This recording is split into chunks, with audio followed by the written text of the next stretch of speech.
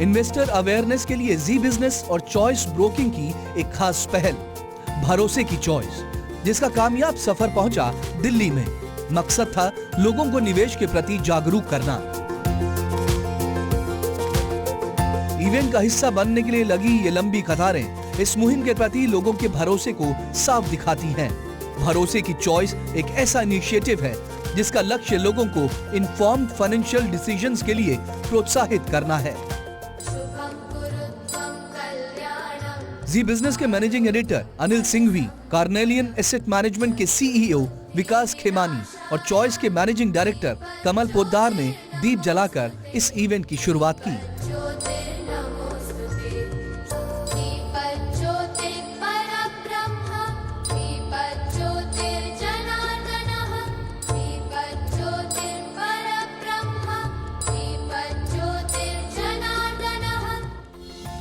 इस इनिशिएटिव में choice broking के रोल को समझाने के लिए कंपनी के executive vice president Pankaj Rai ने डिटेल्ड प्रेजेंटेशन के जरिए अपनी बात रखी।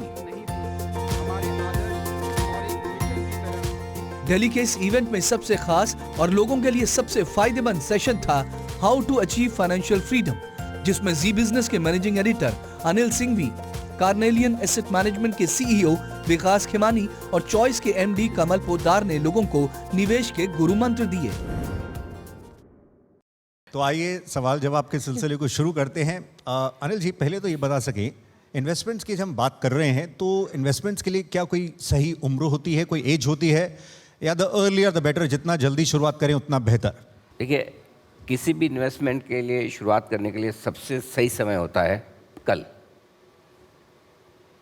जिनको करना है उनके लिए कल जो जा चुका था, और जिनको नहीं करना है उनके लिए कल जो आने वाला है, राइट। जिनको नहीं करना है वो कल पे टालते रहेंगे, और जिनको करना है वो कल कर चुके हैं। सो मेरा ये मानना है, सिंपल सी चीज़ है कि भाई इन्वेस्टमेंट्स में तो भगवान एक ही है, वॉरेन बफेट साहब, जिन्होंने 12 साल की उम्र में इन्वेस्टमेंट की शुरुआत की थी, और वो ये कहते हैं कि मैं तो लेट हो गया। इसका मतलब ये नहीं कि मैं तो 40 का हो गया, मैं 30 का हो गया, अब मैं क्यों करूँ, राइट। जब 12 साल वाला भी बोल रहा है मैं लेट हो गया, it's better late than never. So जब जागो तभी सवेरा। अब नई जनरेशन जो आ रही है ना, वो किसी चीज़ के लिए इंतज़ार करने वाली नहीं है, बिल्कुल, राइट। अब वो 40 साल 45 साल की उम्र में आके इन्वेस्टमेंट नहीं करेगी, वो आज 18, 20, 22, 25 में, अब वो किसी कहीं भी करें, कैसे भी करें, इन्वेस्ट करें, ट्रेड करें, क्रिप्टो करें, जो करें। लेकिन एक चीज़ क्लियर है कि फाइनेंशियल अवेयरनेस देश में बहुत बढ़ रही है, इसमें कोई डाउट नहीं। और जो आजकल का युवा है वो डेफिनेटली इस बात को लेकर समझदार हो रहा है। सो हमें ये तो समझाने की ज़रूरत ही नहीं है। और दूसरी बात यह है कि देखो, हिंदुस्तान का समय अगर इतना अच्छा चल रहा है, अगर पैसा बनता है तो लोग अपने आप उस रास्ते पे चल पड़ते हैं। तो अगर मार्केट में पैसा बन रहा है तो यूथ को अपने आप वो रास्ता मिल जाता है। आई एम श्योर हमारा काम सिर्फ इतना होना चाहिए, जो लोग यंग हैं जल्दी शुरुआत करें, और अगर हम हमारी नेक्स्ट जनरेशन को थोड़ा गाइड कर सकें, पैसे की अहमियत क्या है, सेविंग की अहमियत क्या है, उनको बैंकिंग प्रॉपर सिखाएं, पैसा बचाना सिखाएं, और पैसा बचाकर उसको ठीक से रेगुलर डिसिप्लिन तौर पर इन्वेस्ट करना सिखाएं, तो ये बड़ा अचीवमेंट होगा। जी, हम विकास जी के पास चले, उससे पहले एक आपसे राय लेना चाहेंगे। अनिल जी, हम 25 की अब शुरुआत हुई है, 24 में जो रिटर्न्स रहे उसको आप किस तरह से देखते हैं, उस बैकड्रॉप में जब ग्लोबल टेंशन्स रही हैं, वॉर्स रही हैं, अनसर्टनिटीज़ रही हैं, चुनाव रहे हैं, उन सब के बीच में 24 के रिटर्न्स को आप कैसे देखते हैं? फिर विकास जी आपके पास आ रहे हैं।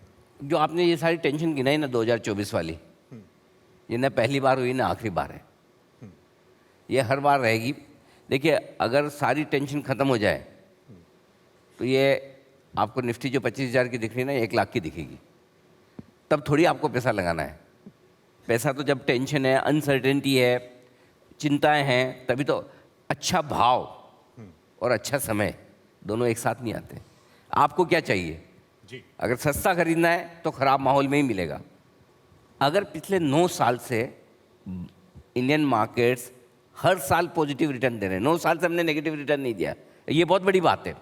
सो मेरा ये मानना है कि अगर आप पिछला ट्रैक रिकॉर्ड देखें, आगे का देखें, सो ये वॉलेटिलिटी ऊपर नीचे रहेगा, लेकिन मार्केट में 2025 में 2024 से ज़्यादा पैसा बनेगा। और क्यों बनेगा वो बताता हूँ। विकास जी शायद सहमत नहीं होंगे, लेकिन विकास जी आप सहमत नहीं है इसीलिए बनेगा। क्योंकि मैं बताता हूँ, मैंने जितने लोगों के इंटरव्यू किए हैं न्यू ईयर पे, जितने लोगों के, और जितने लोगों के मैंने 2024 के शुरुआत में किए थे, मतलब 2023 के अंत में, सबका व्यू क्लियर था। और पिछले साल बहुत पैसा बन गया, इस बार कम बनेगा। इस बार भी सबका व्यू है, पिछले साल, इस साल बहुत बन गया, अब अगले साल कम बनेगा। तो 25 से आप उम्मीद कर रहे हैं? बहुत बनेगा, बहुत बनेगा, टेंशन लेने की जरूरत नहीं है, बहुत बनेगा। विकास जी, तो आप बताइए 25 से कैसी एक्सपेक्टेशन है और FIs का रुख कैसे रह सकता है? देखिए, जैसे अनिल जी ने कहा कि इक्विटी इन्वेस्टिंग जो है वो लॉन्ग टर्म गेम है। Just because turn off calendar happens, हम लोग ये हमारे मेजरमेंट करते हैं कि 24 में कितना बना, 25 में। मार्केट ये देख के रिटर्न थोड़े देता है कि अभी दिसंबर आया, जनवरी आया। तो ये तो एक अपनी इंटेलेक्चुअल एक्सरसाइज रहती है कि 24 में कितना बना, 25 में। The way to see is कि इक्विटीज़ में लॉन्ग टर्म में कितना पैसा बना, 5, 10, 15 साल के अंदर, राइट। और उसकी आप चाहे हिंदुस्तान का बाजार हो या बाहर के, हिंदुस्तान की अगर बात करें तो चाहे आप पिछले 20 साल में देख लो, 30 में देख लो, 40 में देख लो, एक बहुत ही बेहतरीन परफॉर्मेंस आया। जो हमारी देश की GDP बढ़ी, कैपिटल मार्केट का मार्केट कैप बढ़ा, निफ्टी बढ़ी, रिटर्न्स आए, राइट। तो इक्विटी इन्वेस्टिंग को कैलेंडर ईयर के पर्सपेक्टिव से देखना ही नहीं चाहिए, मेरा ये मानना है। इक्विटी इन्वेस्टिंग को, और लोग ये बोलते हैं कि 24,000 के निफ्टी पे करना चाहिए कि नहीं करना चाहिए। और मैं भी वापस बोलता हूँ कि हम कभी भी निफ्टी में इन्वेस्ट नहीं करते हैं, हम मार्केट्स में इन्वेस्ट नहीं करते, हम कंपनीज और स्टॉक्स में और मैनेजमेंट्स में इन्वेस्ट करते हैं। विकास जी, ये बता सकें, जैसे भारत को इन उठापटक के बीच में एक ब्राइट स्पॉट माना जा रहा है, अर्थव्यवस्था में हमने देखा गतिविधियां भी रही हैं, लेकिन अभी पीछे जो थोड़ा धीमापन आया है, क्या आप इकोनॉमी में मोमेंटम को लौटता देख रहे हैं? आने वाले क्वार्टर्स में कैसे आपको चाल दिख रही है? मैंने जो इंडिया की करंट सेटअप देखी है, जो करंट पिछले समय में चल रहा है, ये अगले 10-15 साल पर 20 साल की स्टोरी है। जो अमृत काल जिसको बोलते हैं, बाय 2047 इसमें इतना पैसा बनेगा जिसका कोई ठिकाना नहीं है। आई थिंक जो सेटअप इंडिया की ग्रोथ की है वो one of the best in the world and one of the best हमारे हिस्टोरिकल टाइम को देखते हुए भी। Right sir. तो अगर ऐसा जब सेटअप होता है तो वो 1-2 क्वार्टर का आगे पीछे अच्छा ना अपॉर्चुनिटी मिलेगी, भाव नीचे होंगे, तो उसको आप उस तरह से देखो। जो कभी भी कोई करेक्शन आए, स्लो डाउन आए, और वो आएगा, लंबी जर्नी में वन वे नहीं जाएगा, तो वो आएगा। जब आए उसको अपॉर्चुनिटी देखो, राइट। रिस्क मत देखो। तो मैं उसको एक अपॉर्चुनिटी मानता हूँ, रिस्क नहीं मानता। ओके।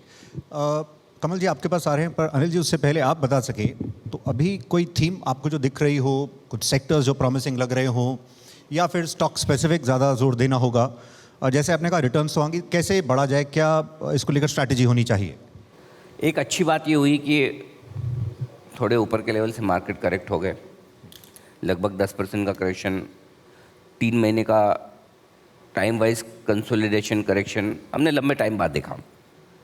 अब तक हमारी आदत नहीं थी कि मार्केट इतना भी घटता है। स्टॉक्स तो कई सारे 30-40% से 50% तक भी घटे हैं।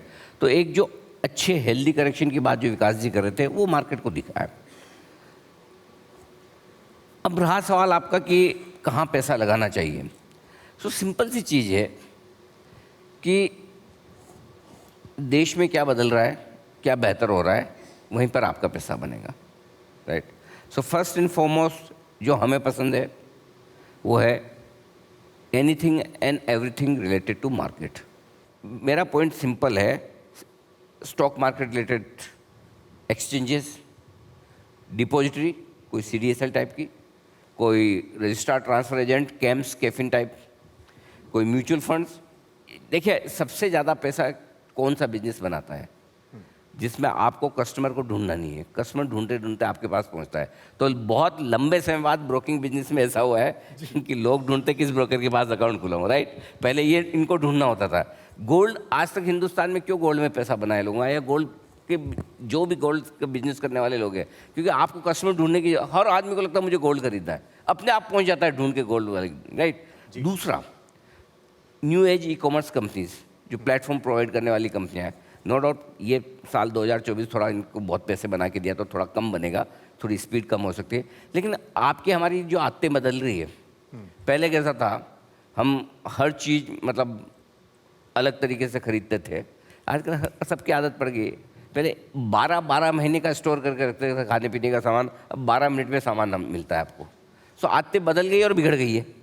जहाँ जहाँ कंज्यूमर की आदतें बिगड़ेगी वो कंपनियां पैसा बनाएगी। Right, ये दूसरी थीम है आपकी। तीसरी, कैपेक्स सरकार को करना ही है, ग्रोथ वापस लानी है और आएगी भी, 100% आएगी। So anything everything related to capex, जिसमें कैपिटल गुड्स हो गए आपके, इंफ्रास्ट्रक्चर हो गए, सीमेंट हो गए, ये 3-4 सेक्टर जो है जिनको मैं एक ही मानता हूँ कैपेक्स से जुड़े हुए, मैन्युफैक्चरिंग वाले हुए, इनमें बहुत पैसा बनेगा, अभी भी बहुत पैसा बनेगा। कमल साहब, आप इसी बात को आगे बढ़ाएं कि इन्वेस्टमेंट्स के लिए जब आगे बढ़ा जाए तो किस तरह से आप इसकी पल्स को, इसकी नब्ज को कैसे समझ रहे हैं, क्योंकि मार्केट को टाइम करना एक इन्वेस्टर के लिए थोड़ा मुश्किल भी रहता है, रिस्की भी है।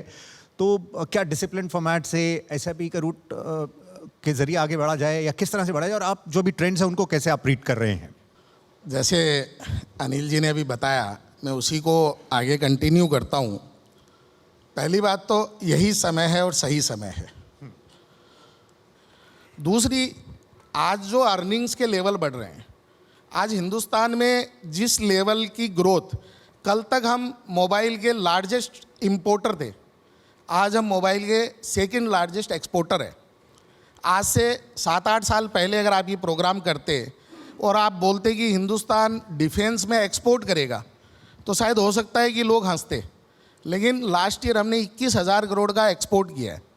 रेलवे, हम जो 100% इंपोर्टर थे वो हम एक्सपोर्टर हैं।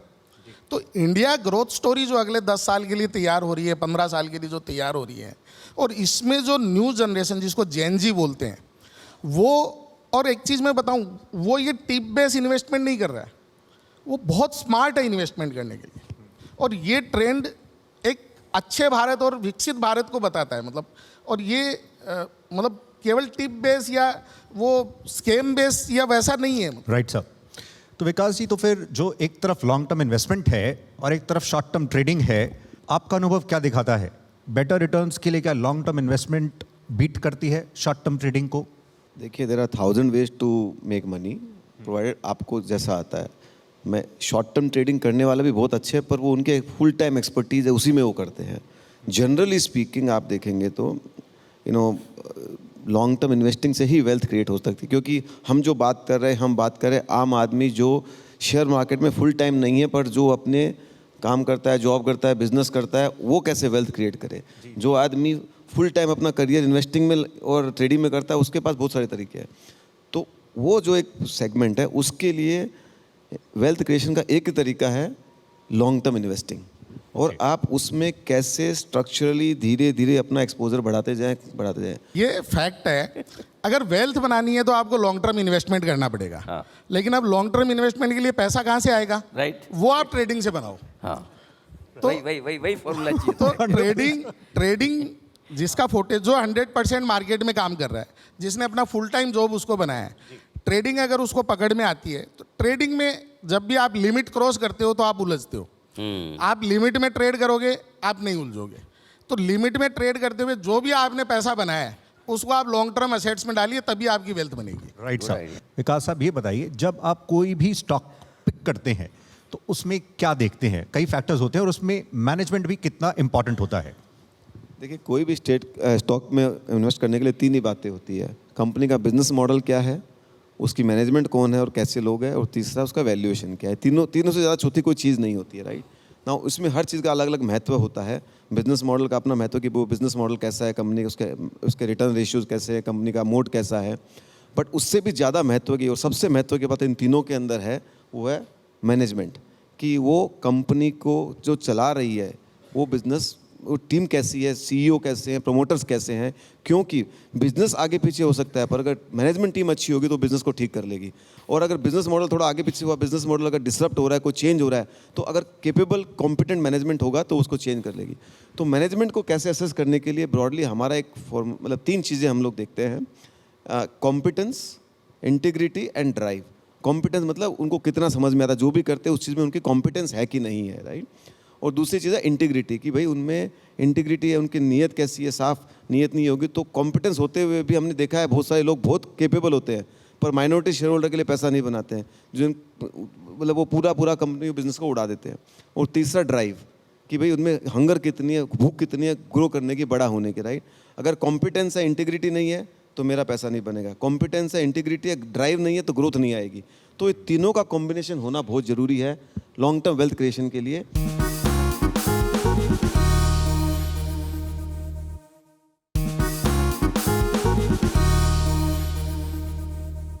अनिल जी, अब बजट आने वाला है, हम इन्वेस्टमेंट्स की बात कर रहे हैं, तो सेविंग्स को और इन्वेस्टमेंट्स को बजट के जरिए किस तरह से बूस्ट कर सकते हैं? क्योंकि मिडिल क्लास की नज़र रहती है सेक्शन 80C पर। अब 80C में लंबा अरसा हो चुका है, उसमें 1.5 लाख की लिमिट है, उसमें फेरबदल ही नहीं हुआ है। ओल्ड टैक्स रिजीम में तो उसके बेनिफिट हैं, नए रिजीम में तो उसके बेनिफिट्स भी नहीं हैं, क्योंकि कहते हैं it gives more in the hands of an individual tax payer के हाथ है, और वो फ्रीडम से अपना कहीं इन्वेस्ट करना चाहें, उनको 80C के सपोर्टिंग डॉक्यूमेंट्स भी नहीं देने हैं। तो इसको आप किस तरह से देखते हैं, और सेविंग्स इन्वेस्टमेंट्स को हम कैसे बढ़ावा देंगे? हिंदुस्तान में कोई भी काम करने का एक ही मोटिवेशन होता है, टैक्स बचाना, राइट? तो मैं ये चाहूँगा कि वित्त मंत्री जी ने जो पिछली बार टैक्स बढ़ाया उसको कम करें पहले तो, फिर उसके बाद एक ऐसी स्कीम लेकर आए जनधन योजना टाइप, जिसमें जो फर्स्ट टाइम इन्वेस्टर्स हैं, फॉर एग्जांपल जिनके पहली बार डिमेट अकाउंट खुल रहे हैं, जिसका पहली बार म्यूचुअल फंड पोर्टफोलियो बन रहा है, ठीक है, उन इन्वेस्टर्स को 50,000, 1 lakh, 2 lakh, what ever amount you decide, उतना इन्वेस्टमेंट पे वो जब भी जितना भी पैसा बनाए उसको आप टैक्स फ्री कर दीजिए। अपने आप आदमी लॉन्ग टर्म इन्वेस्टेड रहेगा, क्योंकि जैसे अगर आपने निकाला तो 30% टैक्स लग जाएगा, 1 साल, 3 साल, 5 साल, जो उनको रखना है, राइट? आप स्कीम से स्पेसिफाइड कर दीजिए, राइट? आपको है ना इस मार्केट में लोगों को लाना है। कोई भी फॉर्मूला बना के एक स्कीम बनाइए जिसमें हर एक घर में आपके इन्वेस्टर पैदा हो। और मैं इन्वेस्टमेंट की बात कर रहा हूँ, मैं ट्रेडिंग की बात नहीं कर रहा, प्योरली इन्वेस्टमेंट। या आप बोल दें कि 5,000 रुपये तक की SIP अगर आप 5 साल तक करेंगे, 10 साल तक करेंगे तो टैक्स फ्री है। क्या दिक्कत है उसमें? कौन सा उसमें सरकार के खजाने से कुछ नहीं जा रहा है, ना कम पड़ रहा है, राइट? सो आप एक माहौल बनाइए देश में इन्वेस्टमेंट का।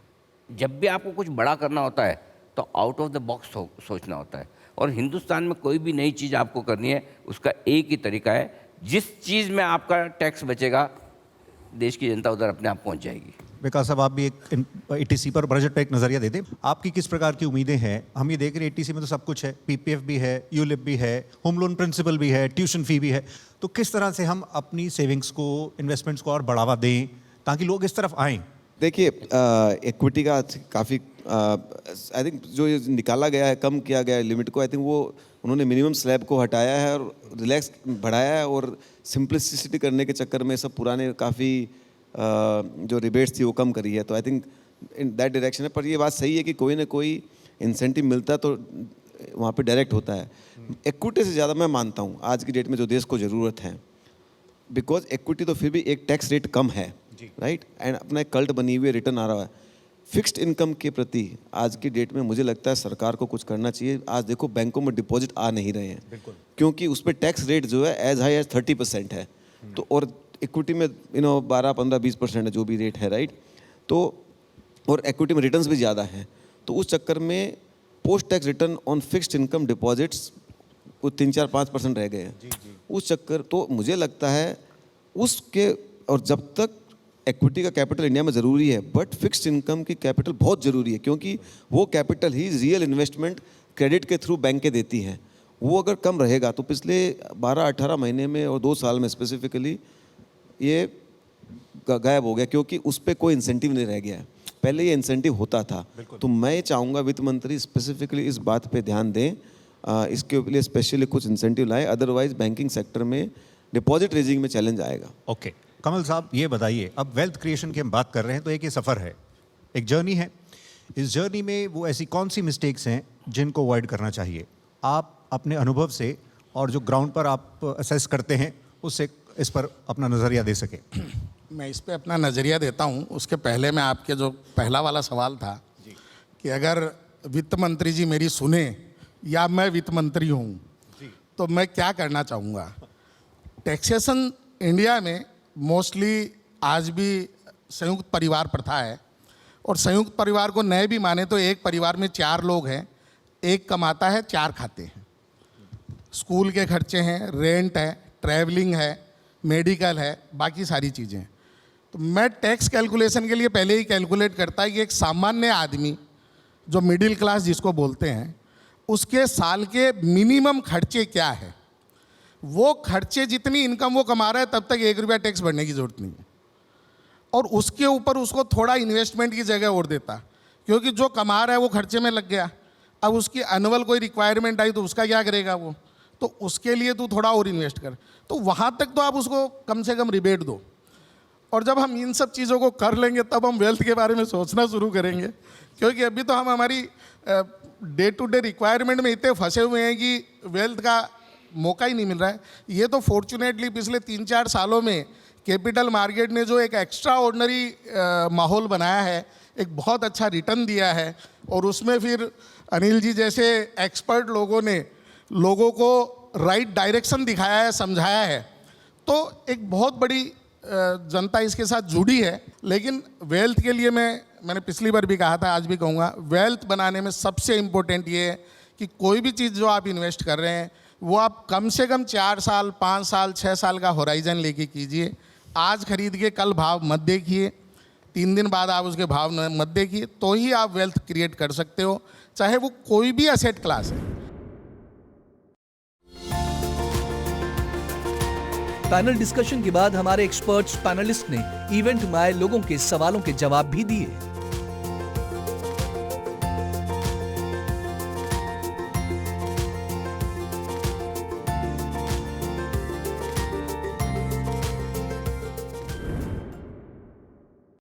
भरोसे की चॉइस के डेली राउंड से इतना ही।